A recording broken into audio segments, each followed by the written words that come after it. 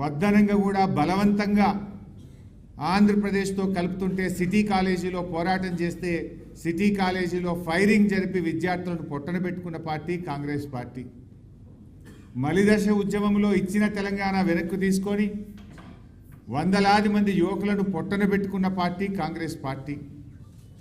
ఆనాడు ఫజల్ అలీ కమిషన్ రాష్ట్రాన్ని కలపొద్దని చెప్తూనే ఒకవేళ కలిపితే 174 టీఎంసీల నీటి వినియోగం లక్ష్యంగా అప్పర్ కృష్ణ, తుంగభద్ర ఎడమ కాలువ, భీమా వంటి ప్రాజెక్టులను రద్దు చేయొద్దని, ఆ ప్రాజెక్టులను కొనసాగించాలని చాలా స్పష్టంగా ఫజల్ అలీ కమిషన్ రికమెండ్ చేస్తే ఆనాడు ఆ ప్రాజెక్టులను రద్దు చేసి పాలమూరు జిల్లాలను వలసల జిల్లాగా మార్చింది కాంగ్రెస్ పార్టీ.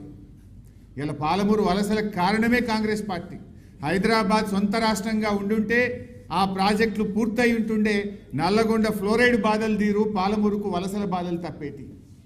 ఇలా కలపడం ఒక పెద్ద తప్పు, కలిపిన తర్వాత ఆ ప్రాజెక్టులను రద్దు చేసి పాలమూరు, నల్లగొండ జిల్లాలకు మరణ శాసనం రాసిందే ఈరోజు కాంగ్రెస్ పార్టీ. ఇలా కాంగ్రెస్ పార్టీ నాయకులు మాట్లాడుతూ ఉంటే నవ్వు వస్తూ ఉంది. అసలు ఏలేశ్వరం దగ్గర కట్టాల్సిన నాగార్జున సాగర్ ప్రాజెక్టును నందికొండకు మార్చి కూడా మన నల్లగొండ, మహబూబ్ నగర్ జిల్లాలకు అన్యాయం చేసింది కాంగ్రెస్ పార్టీ. ఇలా వాళ్ళు నీళ్ళ గురించి మాట్లాడుతున్నారు.